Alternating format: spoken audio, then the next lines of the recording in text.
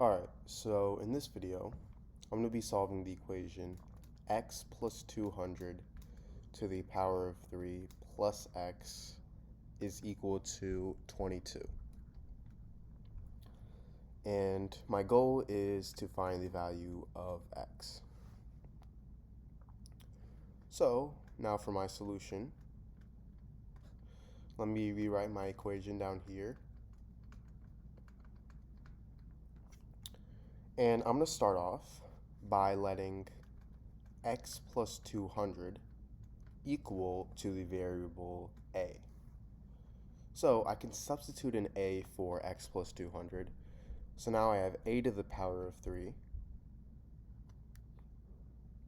And by the way, if x plus 200 is equal to a, this means that x is equal to a minus 200. So now I get a to the power of 3 plus a minus 200 is equal to 22. And this means that a to the power of 3 plus a minus 222 is equal to 0 if I subtract 22 on both sides. So now from here, 222 is the same thing as 37 times 6. And 37 times 6 is the same thing as 36 plus 1 times 6, which is equal to 6 squared plus 1 times 6, which is equal to 6 to the power of 3 plus 6. So 222 is equal to 6 to the power of 3 plus 6, meaning negative 222 I can rewrite as negative 6 to the power of 3 minus 6. And now if I rearrange this, I have x to the power of 3 minus 6 to the power of 3 plus x minus 6 is equal to 0.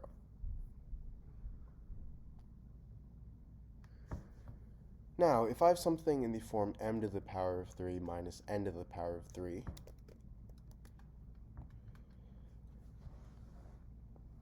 this is equal to m minus n times m squared plus m times n plus n squared. So x to the power of 3 minus 6 to the power of 3 is the same thing as x minus 6 times x squared plus 6x plus 6 squared. And I have this plus x minus 6. So now I have x minus 6 times x squared plus 6x plus 36 plus x minus 6 is equal to 0. Now if I factor out x minus 6, I get x minus 6 times x squared plus 6x plus 36 plus 1 is equal to 0. Meaning x minus 6 times x squared plus 6x plus 37 is equal to 0. Now from here, I can divide this into two different equations. So I get x minus 6 is equal to 0, and x squared plus 6x plus 37 is equal to 0. Now for x minus 6 is equal to 0, this is a fairly simple equation. All I have to do is add 6 on both sides, and I get x is equal to 6. Now, for x squared plus 6x plus 37 equals 0, to solve this, this is a quadratic equation. And to solve a quadratic equation, I can use the quadratic formula, which is negative b plus or minus the square root of b squared minus 4ac all over 2a. So in this case, a is 1, b is 6, and c is 37. So I get x is equal to negative 6 plus or minus the square root of 6 squared minus 4 times 1 times 37 all over 2a, so 2 times 1. And this is equal to negative 6 plus or minus the square root of 36 minus 148 over 2, which is equal to negative 6 plus or minus the square root of negative 112 over 2.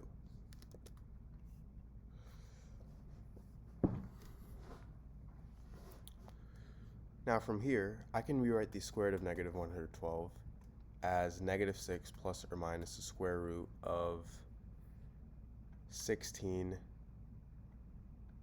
times negative 7. And this can be rewritten as the square root of 16 times the square root of negative 7. Now, the square root of 16 is 4, so I get negative 6 plus or minus 4 root negative 7 over 2, which is equal to negative 3 plus or minus 2 root negative 7. Now, the square root of negative 7 is the same thing as the square root of 7 times the square root of negative 1. And if you guys already know, the square root of negative 1 is equal to the imaginary number I. So I get x is equal to negative 3 plus or minus 2 root 7i.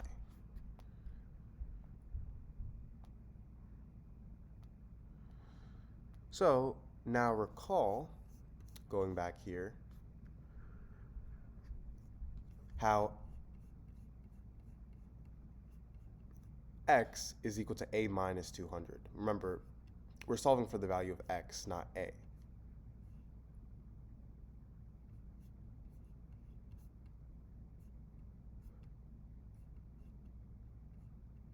Sorry, all of this should be a.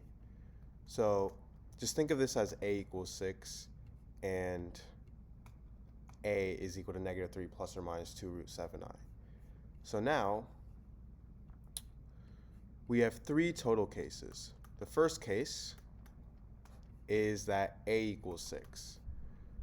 So because x is equal to a minus 200, if I plug in 6 over here, I get x is equal to 6 minus 200, meaning x is equal to negative 194.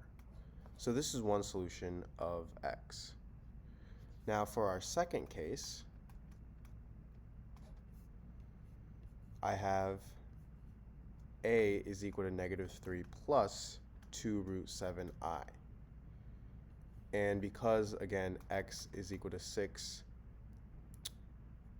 x is equal to 200 minus x, I get x is equal to 200, x is equal to 200 minus a. I get x is equal to 200 minus negative 3 plus 2 root 7i, meaning x is equal to 200 plus 3 plus 2 root 7i, so x is equal to 203 plus 2 root 7i.